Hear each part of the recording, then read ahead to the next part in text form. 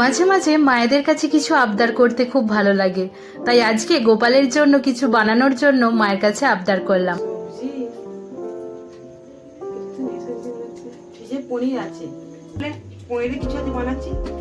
ঠিক আছে। হরে কৃষ্ণ। দেখো, পনিরের রেসিপি বানানোর জন্য মা এখানে পনির নিয়েছে আর নিয়েছে ক্যাপসিকাম, একটা টমেটো। কি বানাচ্ছে তোমরা এটা দেখে যদি বুঝতে পারো তাহলে তাড়াতাড়ি কমেন্টে বলে ফেলো, আর যদি শেষে বুঝতে পারো সেটাও কমেন্টে বলো। আর দেখো, এখানে সমস্ত কিছু বানিয়ে নিচ্ছে। যতটা স্পিডে বানাচ্ছে ততটা কিন্তু তাড়াতাড়ি কাজটা হয়নি। যারা প্রতিদিন রান্না করো তারা অবশ্যই এটা বুঝতে পারবে একটা জিনিস আমানি করতে বা একটা রান্না পুরোপুরি কমপ্লিট করতে কতটা সময় লাগে। দেখো, এগুলো এখন স্টিকে লাগিয়ে নিচ্ছে। এবার আশা করছি তোমরা বুঝেই গেছো যে কি রান্না হচ্ছে আজকে। আর আমার তো খুব ভালো লাগছে যে গোপালকে আজকে একটা নতুনত্ব কিছু বানিয়ে ভোগ লাগাতে পারবো, কারণ মাঝে মাঝে এরকম ভোগ লাগাতে বেশ আমার মজা হয়।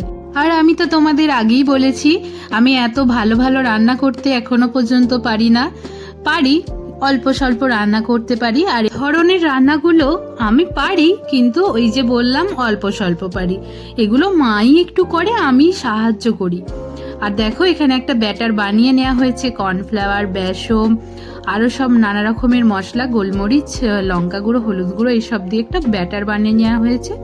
আর তারপর সেই ব্যাটারের মধ্যে আমাদের যেগুলো স্টিকে লাগানো ছিল সবজিগুলো, সেগুলো মাখিয়ে আর এখন বেশ ছাঁকা তেলে ভেজে নেওয়া হচ্ছে। আর তোমরা তো জানোই যে বাইরে সেরকম কোনো জায়গায় আমরা খেতে পারি না নিরামিষ না হলে।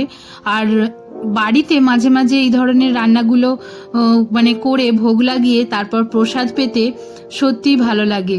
এই ভক্তি জীবন যতটা কঠিন ততটাই কিন্তু সহজ।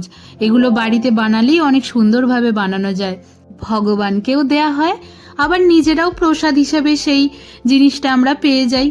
তো এখানে কষ্টের কোনো ব্যাপারই নেই। অনেকেই ভাবে ভক্তিজীবন করা মানে তাদের মধ্যে থেকে এই ধরনের মানে জিনিসগুলো খাওয়া একদমই উঠে যাবে, কিন্তু এরকম ব্যাপারই না। আমরা সব কিছুই ভোগ লাগিয়ে তারপর প্রসাদ হিসাবে পেতে পারি, এতে তো পরম সুখ লাভ হয় আমাদের। আর দেখো, এখন সসের মধ্যে সয়া সস, টমেটো সস আরও সব দিয়ে এগুলোকে একটুখানি মাখিয়ে নিয়ে হালকা ফুটিয়ে নিয়ে তারপর গরম গরম গোপালকে সেটা ভোগ নিবেদন করা হবে। আর দেখো, আমাদের কাজ প্রায় হয়ে গেছে, আর এখন ভোগ নিবেদন করা হয়েছে। দেখো, আজ আমাদের কি কি রান্না হয়েছে। পটল আলুর সবজি আর পলতা শাক বেসমে দিয়ে সেটাকে মাখিয়ে বড়ার মতো করে ভাজা হয়েছে, অর্থাৎ যেটা পটলের শাক বলা হয়। আর এখানে পনির স্যাটে আর টকের ডাল আমড়া দিয়ে, এগুলি আজকে রান্না হয়েছে।